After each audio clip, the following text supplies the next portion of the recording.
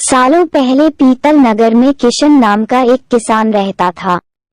वह गांव के एक जमींदार के खेत पर काम करके किसी तरह अपना घर चला रहा था। पहले किशन के भी खेत थे, लेकिन उसके पिता के बीमार होने के कारण उसे अपने सारे खेत बेचने पड़े। मजदूरी में मिलने वाले पैसों से पिता का इलाज कराना और घर का खर्च चलाना मुश्किल हो रहा था। वो हर दिन सोचता कि कैसे घर की स्थिति को बेहतर किया जाए। आज भी इसी सोच के साथ किशन सुबह सुबह जमींदार के खेत पर काम करने के लिए निकला। खुदाई करते समय उसकी कुदाल किसी धातु से टकराई और तेज आवाज हुई। किशन के मन में हुआ कि आखिर ऐसा क्या है यहाँ। उसने तुरंत उस हिस्से को खोदा तो वहां से एक बड़ा सा पतीला निकला। पतीला देखकर किशन दुखी हो गया। किशन के मन में हुआ कि ये जेवरात होते तो मेरे घर की हालत थोड़ी सुधर जाती।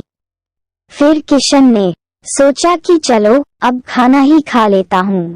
किशन ने खाना खाने के लिए अपने हाथ की कुदाल उस पतीले में फेंक दी और हाथ मुंह धोकर खाना खाने लगा। खाना खत्म करने के बाद किशन अपनी कुदाल उठाने के लिए उस पतीले के पास पहुंचा। वहां पहुंचते ही किशन हैरान हो गया। उस पतीले के अंदर एक नहीं बल्कि बहुत सारे कुदाल थे। उसे कुछ समझ नहीं आया। तभी उसने अपने पास रखी एक टोकरी को भी उस पतीले में फेंक दिया। वो एक टोकरी भी पतीले के अंदर जाते ही बहुत सारी हो गई।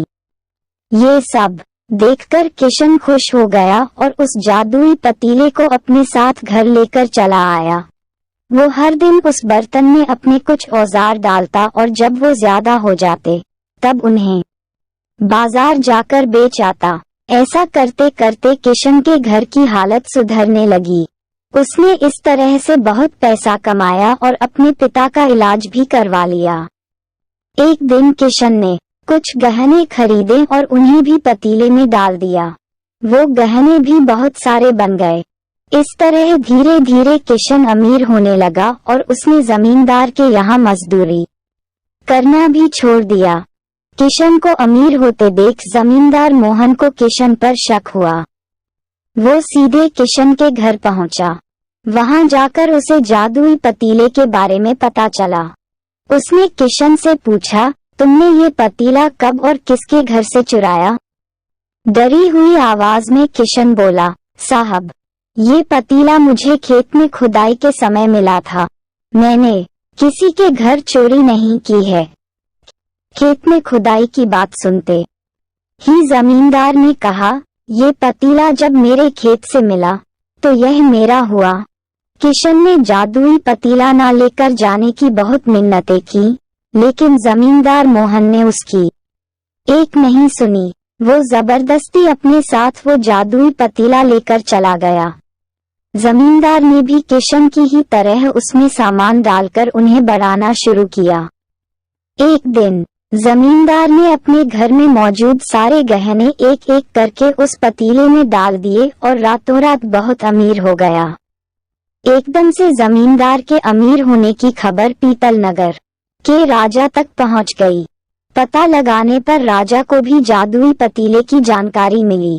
फिर क्या था, राजा ने तुरंत अपने लोगों को भेजकर जमींदार के यहाँ से वो पतीला राजमहल मंगवा लिया। राजमहल में उस जादुई पतीले के पहुंचते ही राजा ने अपने आसपास मौजूद सामान को उसमें डालना शुरू दिया। सामान को बढ़ता देखकर राजा दंग रह गया। होते होते आखिर में राजा खुद उस पतीले के अंदर चला गया। देखते ही देखते उस पतीले से बहुत सारे राजा निकल आए। पतीले से निकला हर राजा बोलता, मैं पीतल नगर का असली राजा हूँ, तुम्हें तो इस जादुई पतीले ने बनाया है। ऐसा होते होते सारे राजा आपस में लड़ने लगे और लड़कर मर गए। लड़ाई के दौरान वो जादुई पतीला भी टूट गया। जादुई पतीले के कारण राजमहल में हुई इस भयानक लड़ाई के बारे में नगर में सबको पता चल गया। इस बात की जानकारी मिलते ही मजदूर किशन और जमींदार मोहन ने सोचा, अच्छा हुआ कि हमने उस जादुई पतीले का इस्तेमाल सही से किया। उस राजा ने अपनी मूर्खता के कारण अपनी जान ही खो दी।